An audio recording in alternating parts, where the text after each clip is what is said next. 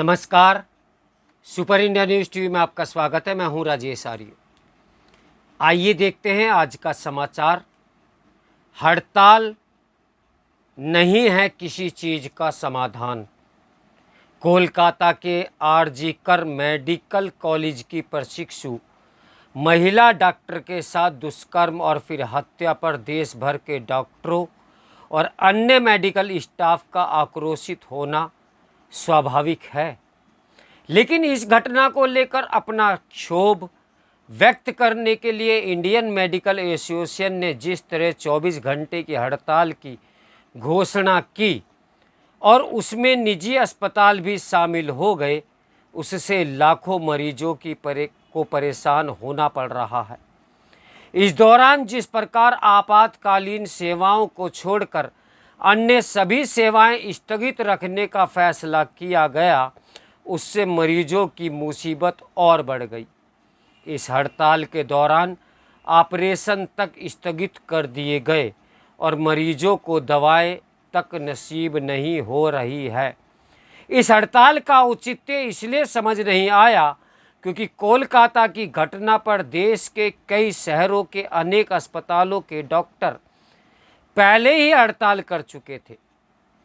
इससे इनकार नहीं कि कोलकाता में बहुत ही जघन्य अपराध हो रहे हैं और ममता सरकार ने इस भयावह घटना पर हद दर्जे की संवेदनहीनता का परिचय दिया। लेकिन आखिर इसकी सज़ा मरीजों को क्यों दी जा रही है? उनका तो कोई दोष नहीं। ममता सरकार हर मामले में संवेदनशील हो रही है। ये मानवता को शर्मसार करने वाला एक और पहलू उनके शासनकाल में जुड़ गया है।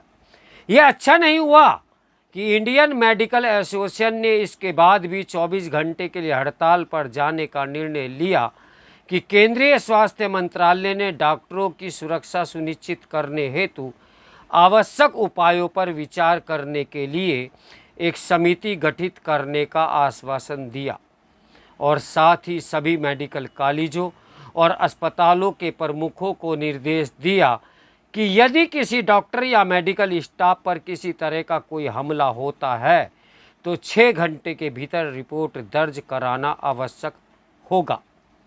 निसंदेह कोलकाता की घटना और उस पर ममता सरकार की लीपापोती को लेकर समाज के अन्य वर्गों के साथ चिकित्सक बिरादरी को अपना क्षोभ प्रकट करना ही चाहिए, लेकिन मरीजों को उनके हाल पर छोड़कर नहीं।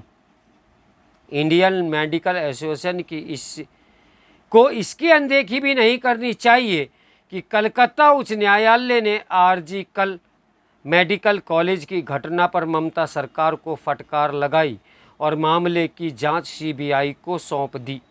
सीबीआई ने अपना काम शुरू भी कर दिया है। इंडियन मेडिकल एसोसिएशन को इसे भी अनदेखा नहीं करना चाहिए कि महिलाओं के खिलाफ अपराध और विशेषकर दुष्कर्म सरीखे घिनौने अपराध एक सामाजिक समस्या है। तथ्य यह है कि ऐसे घिनौने अपराध का सामना सभी क्षेत्रों की महिलाएं कर रही हैं। निर्भया कांड के बाद महिलाओं के खिलाफ होने वाले यौन अपराध संबंधी कानूनों को कठोर बनाए जाने के बाद भी ऐसे अपराधों पर लगाम नहीं लग पा रही है। कोलकाता की घटना के बाद दुष्कर्म की कई घटनाएं सामने आ चुकी हैं। स्पष्ट है कि महिलाओं के प्रति समाज के नज़रिए को बदलने की आवश्यकता है और इसमें अन्य वर्गों के साथ डॉक्टरों की भी अपनी सक्रियता दिखानी चाहिए। उनकी सक्रियता कहीं अधिक प्रभावी सिद्ध हो सकती है। पर धरना प्रदर्शन करने के उपरांत क्या समाज के दरिंदों को सबक मिल जाएगा? क्या धरना प्रदर्शन के बाद शासन प्रशासन और सरकार की आंख खुल जाएगी? यदि हाँ तो धरना प्रदर्शन करते रहिए, और यदि नहीं तो आत्मरक्षा ही स्वयं की सुरक्षा है। आत्मरक्षा से बढ़कर कोई सुरक्षा नहीं। उसके लिए न शासन, न प्रशासन, न सरकार उत्तरदायी है।